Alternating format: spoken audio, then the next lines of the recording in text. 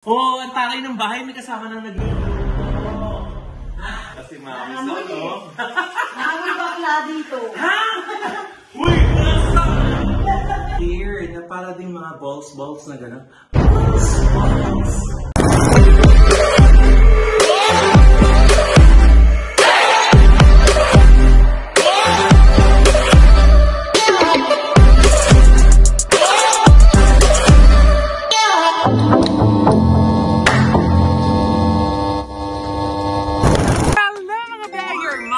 Hindi ako naka-vlog ngayon. Is back and welcome back to my channel. Kamusta po kayo?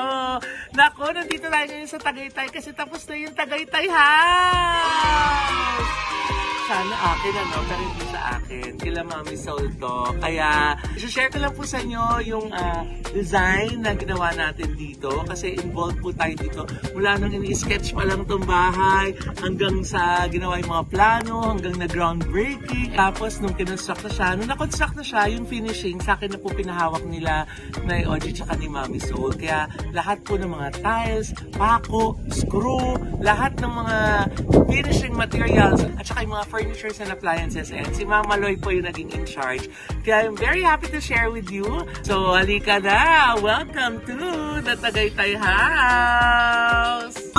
So, yung design po ng house, ang tawag dito, colonial, o yung tawag nila minsan, British colonial. So, para siyang mga bahay sa Australia, sa America. Actually, nagkaroon kami ng inspiration dito sa design ng bahay, din sa exterior, nung nag-Australia kami ni Nay Oji. So, naganda siya dun sa mga bahay. Kaya yun yung peg na hinanap ko para ibigay dun sa construction company, yung V-Construct ni Engineer Von Romero. Yan, sila yung gumawa nito, sila yung nagtayo nito. So, yun yung binigay ko ng mga pegs na pinagbasihan nila sa paggawa ng architecture design nitong bahay. So, meron tayo ditong 2-car garage. Tapos, meron tayo ditong porch. Siyempre, ito yung porch nila, di ba? Importante yan. Para matatambayan nila. Tapos, dito sa area na to, actually, pwede pa nga feeling ko isang sasakyan dito eh. Pero, ito kasi area na to ginawa natin para pag may mga parties, di ba? Dito maglalagay ng mga tables and chairs gaya na nangyari gaya ng 1 million subscriber celebration namin nung nakaraan. Yan. So, ito may porch tayo dito. So, dito sa porch, naglagay ako kasi gusto ni nanay ng rocking chair. So, buti na meron tayong nakita dito yung parang ugoy-ugoy na ganito. Yan. Tapos yung mga plants, meron tayong landscaper na kinuha para maglagay kasi favorite ni Mami Sol yung nappy plants na yan. Tapos naglagay ako dito ng side table para may papatungan ng kape habang nag-uugoy-ugoy, di ba? Ang bongga. Ay, ang tari niya ng anthurium. Anthurium pala ng plant na to. Bigay ni Tita, ni Auntie. Ayan. So, kung makita nyo, lahat yung gate, meron niyang ilaw. Ayan, dyan. Mamaya pag dilim, papakita natin sa inyo pag madilim na. So, pasok na tayo sa bahay ni Mira and Mami Soul!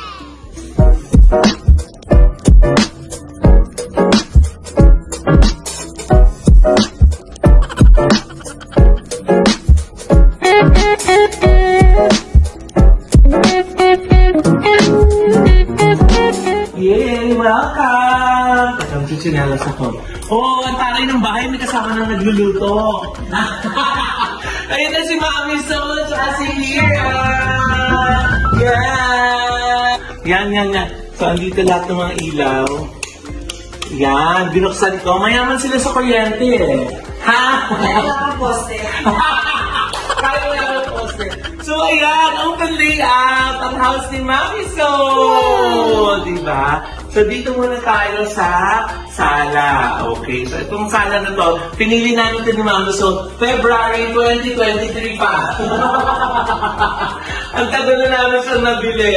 So, naglagay tayo dito ng L-shape na sofa. Tapos, ayan, yung plant, nabili natin sa Crate and Barrel. Tapos, syempre, ang theme natin kasi dito, white and gold. Kaya kung makikita nyo talaga, puro white and gold lang lahat ng mga makita dito, yung accent color natin. So, beige, white, ganyan. So, dito, meron tayo ditong nesting na center table. Tapos, meron din tayong side table na merong giant na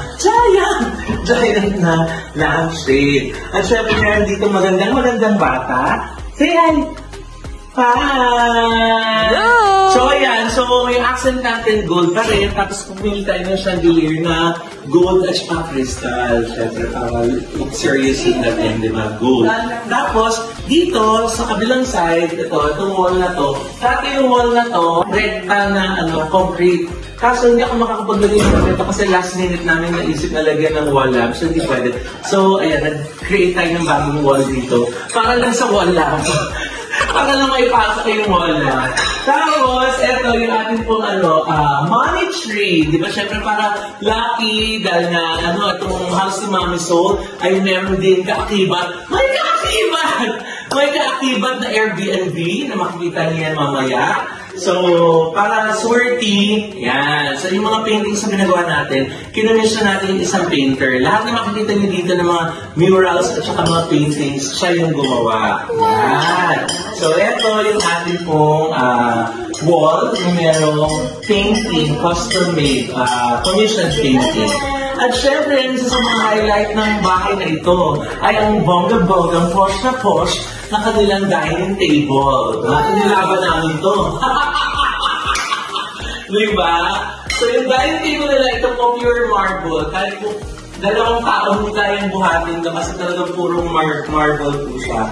Tapos yung chairs po niya, ayan, meron po tayong range na chairs dito with good metal po. Tapos, yung chandelier na pinili natin ito, yung parang siyang parang siyang artwork, parang siyang sculpture. Ang ganda-ganda ng kanilang chandelier. So, parang siyang mga loose petals na in white and gold, yan, parang accent dito sa ating pong bonggang-bonggang lamesa. At ang pinakamagandang paborito ni Mami Soul, ang napaka-posh, napakagandang kitchen ni Mami Soul. Yan. Teka, meron pa dito eh. Tan-tan-tan-tan-tan-tan. Ay. Bongga! So dito na nagluluto si Mami Soul sa kanyang posh na kitchen. So meron pa tayong mga built-in na oven at saka built-in na microwave. Tapos syempre ang kanyang cooktop, ayan, limang lutuan. Kasi nga ganyan po, octopus po si Mami Soul. Marami siyang kamay, kaya niya sabay-sabay magluto. Diba? Sa kanyang napakagandang kitchen. Oh, white na kitchen. Tapos lahat po yan yung mga, ayan, andyan na lahat yung mga gamit niya. Oh, bongga! Meron espresso, pangmayaman. Mga mayaman na po meron yan. Diba? Dito she spends most of her time dito. Na Mami Soul, no? Yes, lagi ako nasa kitchen. Lagi siya nasa kitchen, oo. Tapos galit na galit siya dun sa mga stain, talagang ginigigil niyang, alisin mo. Yan. Talagang minemaintain. Tapos yung buti na nag-fit, actually, nahihirapan na maghanap ng, ng ref na magkakasya dito na, kasi gusto ni Mami Soul yung, two-door. Ay! Parang may nakita akong mamang dito, parang nakita akong mamang dito, titirahin ba natin yung mamaya, Mami Soul? Nung nakita akong mamang, may pulang kabayo. Diba? Kasi ito, yung dulo nito, napufold po ito. Pag kailangan ni Mami Soul ng space dito, napufold ito kasi may nakapato ngayon na food eh. Kaya, bakit?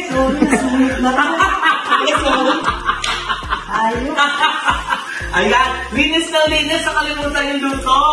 Kaloka si Mami Soul, no? Nakamay bakla dito. Uy, nasaan?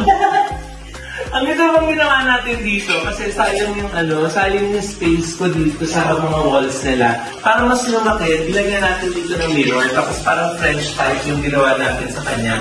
Para pumasok din dun sa theme ng bahay. Ayan. So may French mirror tayo dito. Tapos nilagyan ko din dito para pag nagluluto si Mami Soul, kita-kita niya yung sarili niya. Ang ganda-ganda niya habang nagluluto. Diba? Diba? Bongga! Tapos syempre may siling kandal pag giniginaw siya. At saka meron tayo social, aircon natin pang mall. Wow! Diba? So ayan, syempre open layout po yung space dito. Kaya, pero we try as much as possible na separate talaga yung bawat area. May living, may dining, at saka merong kitchen. Kaya ginawa natin, naglagay ka talaga ng malaking space. Hindi tayo nagpuno na magamit. Very minimalist lang ginamit natin dito na design aesthetic. Para malinis lang tignan, di ba? Kasi nga puting-puti, di ba? Pure na pure! So, ayan! So, bago tayo umakyat, merong isang room dito. Originally, room to ni Nai OG. Kaso nga lang, later on, na-decide niya na wag nang gawing kwarto, gawin na lang office. So, kinonvert natin siya into an office. Yan, pasok na tayo sa opisina ni Nay Oji. Yan, so ito yung office ni Nanay. Tuloy po kayo. Yan. So, originally talaga room to. Kaso nga lang, kinonvert na natin sa office. Kaya, meron pa rin siyang sarili niyang bathroom. So, anyway. Explain. Nagagalit din ni Ali ng bahay. Nagagalit, bilisan na natin. So, ito po yung kanyang office. So, ito, kung makita niyo, naglagay tayo ng white fluted panel. Ayan, para nandun pa rin sa team ng puti. So, meron siya ditong desk at saka itong kanyang posh na office chair. White pa rin po yan. Tapos naglagay na lang din tayo ng mirror dito. Kasi nga, para pwedeng, minsan kasi nagkaaral dito sila, Erin, di ba? Sila yung gumagamit. So, para may purpose din itong mirror na to para sa kanila. Kasi nga, para nakikita nila yung kanilang sarili habang nag-online schooling. Tapos naglagay na din ng posh na white na lampshade. Tapos, eto nakakatuwa. Sabi ni Nanay, yung pisina ko, lagyan mo lang ng sofa. Kasi pwede ako dun sa sofa matulog. Pero sa sofa siya sanay matulog. Kaya naglagay tayo dito ng big sofa. Parang kasyang-kasyang matulog sa Nanay Oji. Kwarto pa rin niya to. Diba? Tapos ginawa kong blue itong wall. Kasi nga, yung painting natin, ano tayo ng Van Gogh-inspired na painting dun sa ating artist. So, kaya yan yung interpretation niya ng Van Gogh na painting.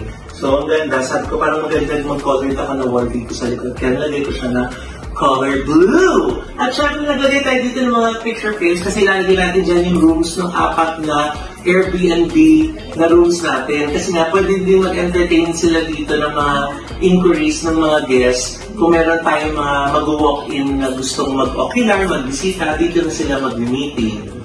Bongga. Tapos syempre, importante, meron tayo ditong altar. So naglagay tayo ng altar dito sa taas. Yan, meron tayong Holy Family, tsaka yung cross and candle na ginamit ng blessing. So, meron din tayo dito mga bookshelf, nalagyan natin ng mga decor, at saka lalagyan nila ng mga files, di ba? Eventually, dadami pa yan, in Jesus' name. Dahil napupuno to, araw-araw may bisita. Ewan ko lang kung paano gagawin ni Mami Soul. Kailangan si Jesus talaga at the center of this home, di ba? Amen? Amen! Amen. Si Papa Jesus talaga ang may bahay dito sa bahay na to. Di ba? At ito yung kanyang bathroom. So, kaya na sinabi ito dahil dapat room to ni Nanay Oji, kaya ginanda natin yung bathroom. Pero, naging office niya na. So, kung makikita nyo, gold pa rin and white yung ating theme. Tapos, dito sa bahay na to, lahat ng mga banyo po nila, iba-iba yung tiles dun sa shower. Kasi parang yung design concept na ginawa natin sa mga bathroom. So dito, ayan, ang blue dun sa labas yung accent color. Ginawa ko na lang din blue and gold yung ating tiles para sa shower. Tapos gold yung kanilang shower. Oh, social ng shower, may body shower, bongga. Kailangan ganyan pa-andar, di ba? Kasi bahay ito ni Mami Sule, tsaka ni Oji kaya kailangan posh na posh. So ito, nagpagawa tayo. Custom-made po ito kasi nga yung CCTV, kinuha ko yung size nitong TV at saka itong kanilang mga aparatos. So yan din printer, tapos mga anik-anik dyan. So ito yung kanilang office in Nay Oji. Akit naman tayo sa second floor. Pero bago tayo makita sa second floor, silipin muna natin yung powder room na nasa ilalim ng hagdanan. Okay, so bago tayo umakyat, ito meron po tayo dito ng powder room. Yan. Yan. So meron tayo dito ng sink na may sensor. Pag may dumadaan sa harap niya or may gumagalaw, bumubukas po yung ilaw. Tapos meron din tayo ng LED mirror, of course, para sa ating guests. At syempre, ayan. At syempre, naglagay tayo dito ng live plant. Buhay po yan, hindi po siya artificial. Saka meron tayo ditong parang side table na pwedeng nalagyan ng mga tissue yung ilalim. Ayan, yung mga tissue roll, pwedeng dyan yung mga stock natin na Tapos, nung nakita ko sa IKEA, natutuwa ko, yung hourglass. Diba? Parang inurasan mo kung gaano katagal ka mag-CR. Ha? Diba? So, ubus na yung ating tissue dito. So, yan, ginawa natin dito, masake na gold. Kasi nga, gusto ko lang magkaroon ng accent na gold dito talaga sa bathroom. So, white and gold pa rin yung theme niya. Kaya, nalagay tayo dito ng tiles na gold. Diba? Ang bongga. Ang sweet lang ng kanilang powder room. Yan. So, akyat na po tayo sa second floor. Sa second floor, makikita naman po natin yung 3 kwarto nila at saka meron po doon family room na tinawag namin Hermes room kung bakit. Halika, akyat din natin. Ayan! So, ito po yung ating nabiling chandelier para sa mga floating na paper. That's tricolor po siya. So, nagiging white, nagiging warm, white, nagiging warm. Ayan. Tapos, ito na po yung ating Hermes room. Da-da-da-da-da! Yan! Wow! So, kaya po namin siya tinawag na Hermes room dahil lang sa kulay. Dahil lang sa color na yellow and gray and black and white. Yan. Pero, nagpa-paint po kasi tayo. Ito, custom-made din po ito. Commission din po itong horse na to. Kasi good fortune din po yung ibig sabihin ng horse na painting sa bahay. So, kaya naglagay po tayo nandito. Pinagawa natin. Custom-made po siya. Commission siya. Binigay ko yung size, binigay ko yung peg, lahat. Yan. Tapos, ito na yung ating Hermes room. So, ito po yung kanilang family room. Naglagay tayo dito ng 65 inches na TV. Tapos ito mga frames na to, mga pictures ko nila yan, kasi hindi pa sila kapag-picture, kaya wala pa yung mga portraits nilang lahat yan. So naglagay tayo dito ng 2 orange na statement chairs, di ba? Ganda niya, no? Tapos meron tayo dito side table, tapos meron tayo dito center table, naglagay ako ng carpet, tapos ito, instead na ihang ko, naglagay ako dito ng console para may additional silang storage. Ayan. Ay, taray, pagkaan pala yung laman, bongga. Pantry pala siya, hindi pala siya storage. Ayan. 65 inches yung TV. Tapos nakita ko tong statue na to, nakita ko doon sa isang store, sabi ko, perfect na perfect to dito sa room na to. Kasi nakapag-match ako ng chandelier na para ding mga balls na gano'n. Balls!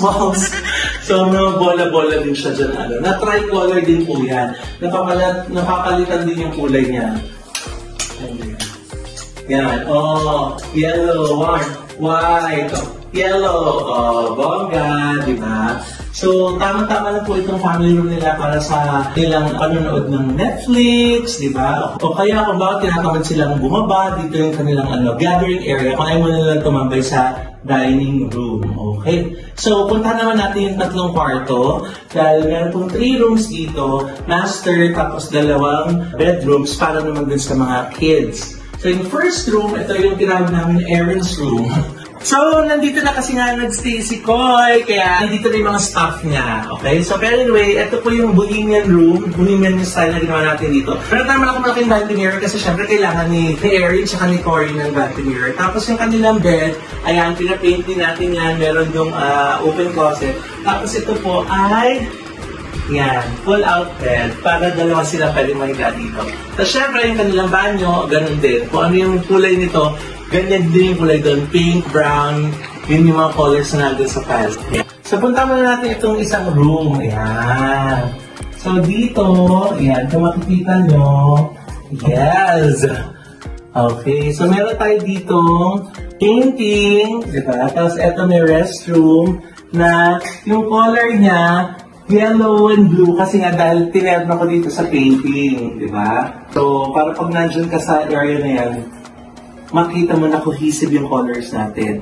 Tapos, naglagay lang din ako kasi nga hindi pa gumagana yung aircon dahil po sa kuryente problem. So, may electric fan pa dito. Pero, anyway, naglagay dito ng small desk, di ba? Para kung kailangan mag-aral ni Cory or kung sino mang baby girl lang nandito. So, meron tayo dito ng double deck. Yan. Siguro kay George, kay Daddy. Kasi hindi naman sila dito nakatira. So, kung sino yung nandito, agawan na lang sa kama. Agawan sa kama! Tsaka naglagay tayo dito ng cabinet. Yan. So, medyo maraming gamit na ngayon dito sa kwarto na to. Yan. So, ito na po yung master bedroom. Yan. Ang room nila, Mami. So bibilisan lang po natin kasi may mga gamit na. Siyempre, may mga personal stuff na po sila. So, ito po yung kanilang CR. Kaya makita nyo, brown din yung color kasi nga brown yung team natin dito sa loob. Brown and white. So, meron din tayo ditong cabinet. Lighted po yan eh. Ayun, may ilaw. Lighted po yan, may sensor. Ayan, bongga. Umiilaw siya kapag binubuksan. Tapos, syempre, hindi pa pahit si Mami Soul na si Erin lang merong vanity, di ba? So, kailangan may vanity rin table si Mami Soul at ang bongga-bongga. Custom-made po ito. Yung size nito talagang pinasadya po natin. Pati yung mga handles niya and everything, custom-made po yan. So, yun yung ating vanity table for Mami Soul. At syempre, ang kanilang bed, di ba? So, yung kanilang bedside table, pinagawa ko rin po ito, custom-made, pareho nito, para terno. Tapos, eto, yung kanilang decor sa headboard, ang ginawa natin, ito, parang bird, hummingbird. So, may mother and child, kasi nga inakay, di ba? So, parang Mami Soul and Mira. Tapos, yung likod po nating headboard, merong cove light, di ba, for added design. At meron po silang lampshades sa both sides of the bed. Tapos, syempre, pag ito natin dito, meron po tayong TV, 55-inch na TV, para po pag nanonood si Mami Soul. Ang maganda sa room niya, overlooking po sa pool. Oh, yan. Meron siyang view nitong pool. Overlooking siya sa pool. Saka dun sa Airbnb, diba? Yan. Tapos syempre, kung gusto matulog ni Mami Soul ng bonggang-bongga, blackout pa rin ang curtain natin. Lahat ng curtains actually natin dito sa bahay na to, blackout. Parang kung ba ang gusto pa mag-sleep na hindi maliwanag. Yan, syempre, mga kortinang to ay gawa ni Cletus Suwayan, ang pinsan ni Josa Coco, na nagsusukat na po ng kortina kahit kinuhukay pa lang yung lupa. Wala pa yung bahay. Ang bongga niya, di ba? Alam niya agad yung sukat ng kortina. Ayan! So, ayan na po yung house ni Mami Soul at ni Papa O. Mars, walang hiya ba kami o walang hiya? Walang hiya. Walang hiya-hiya. Ay, may iba yung dinig ko eh. Mama Loy would like to thank Envy Skin Beauty and Wellness Center para po sa ating cuties. Dr. JC Solis at Gorgeous Smile Dental Clinic para naman sa ating gorgeous na ngiti. Dr. Jessica Diap Ideal Vision. And thank you to Headway Vera Salon at sa Nail Cocktails. Para sa mga nais magbakasyon, dyan lang po sa Pantabangan, Nueva Ecija, ang Highland Valley Resort, the Valley of the North, kung nasan po ang pinakabongga, pinakamalaki, pinakaposh na water park sa norte. At kung pupunta naman po ng Cebu, don't forget ang Acropora Beach Resort sa Medellin, Cebu. At syempre nais natin magpasalamat sa Centro Holístico para sa ating colon cleansing, acupuncture, and ventosa.